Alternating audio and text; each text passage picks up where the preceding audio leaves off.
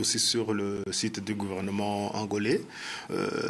C'est une bonne nouvelle parce que il y a, je dirais, il y a un changement dans ce qui se disait, dans ce qui se passait depuis quelques jours. Premièrement, ça veut dire que si le gouvernement de la RDC a accepté de négocier ou de s'asseoir sur la même table avec le M23, ça veut dire que le M23 existe. Ça, c'est une première chose. Ça veut dire que aujourd'hui, le gouvernement congolais admet que les membres du M23 sont des Congolais et des Congolais qui ont des revendications par rapport à leur gouvernement. Ça veut dire qu'aujourd'hui, ce mouvement n'est plus considéré comme des terroristes parce qu'on ne voit pas comment un gouvernement d'un pays pourrait s'asseoir sur la même table avec des terroristes. Donc, c'est un bon point, c'est un bon point pour pouvoir avancer dans la résolution de ce problème. Deuxièmement, cela signifie qu'aujourd'hui, comme l'a même dit la ministre des Affaires étrangères de la RDC, que les problèmes africains soient résolus par des solutions africaines. Et cela a toujours été dit et confirmé par les autorités de la région. Donc aujourd'hui, le gouvernement congolais va dans la même voie que ce que lui ont toujours dit les différents chefs d'État de la région, que ce soit la région que ce soit la communauté de l'Afrique de l'Est ou de la SADC dernièrement. Donc aujourd'hui, cela signifie que s'il y a des problèmes ici en Afrique, il ne faut pas toujours recourir à l'étranger pour demander de l'aide.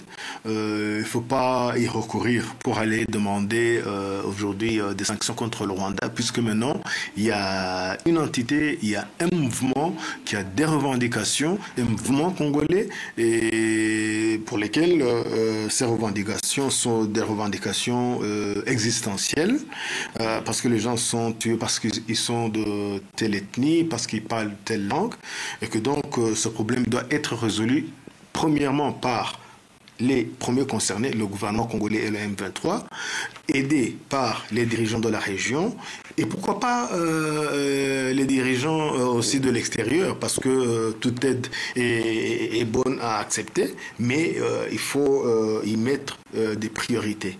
Et puis, troisièmement, je dirais que d'ailleurs c'est le plus important, le fait que le gouvernement congolais ait accepté de discuter ou de s'entretenir, même à travers quelqu'un qui doit les aider, avec le M23, ils ont choisi cette fois-ci la voie de la diplomatie, la voie d'une résolution politique du problème qui se pose, et non plus par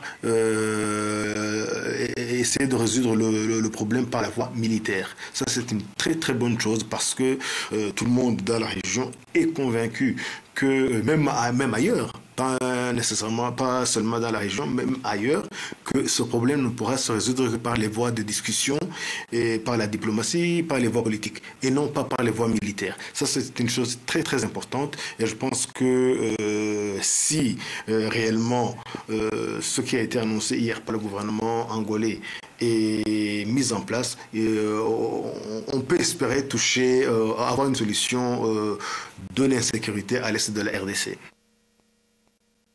On avait deux processus. Il y a le processus de Nairobi qui concerne le gouvernement congolais et les groupes armés qui sévissent à l'est de la RDC, que ce soit les groupes armés congolais, que ce soit des groupes armés étrangers. Et puis nous avions aussi le processus de Luanda qui concerne les relations entre le Rwanda et la RDC.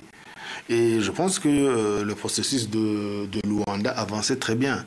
Mais à certains moments, ça a été bloqué. Pourquoi? Parce que même si on avait discuté entre le gouvernement rwandais et le gouvernement congolais, et que le Rwanda avait accepté d'ailleurs de lever les mesures défensives mises en place par le gouvernement rwandais au cas où son problème de sécurité est arrangé, mais le Rwanda avait toujours dit qu'il y a un autre problème qui persiste depuis des années, qui est la cause profonde de ce qui se passe de l'insécurité à l'est de la RDC. Et notamment donc les revendications du M23. Et comme le gouvernement congolais ne voulait pas entendre parler de ce mouvement, il se fait que même le processus de Luanda, à certains moments, était bloqué. Ce qui signifie qu'aujourd'hui, si ceux qui bloquaient le processus, donc la négociation ou les pourparlers entre la RDC et le M23 est résolu, si le gouvernement accepte de rencontrer ce mouvement pour s'asseoir et discuter des problèmes de l'insécurité, des revendications de ce mouvement, ce qui bloquait le processus de Luanda a trouvé une solution. Donc si cela a trouvé une solution, ça veut dire que on est prêt à résoudre le problème entre la RDC et le M23 et le problème entre le Rwanda et le gouvernement congolais. Donc aujourd'hui, espérons que cette fois-ci, les décisions qui seront prises seront mises en application.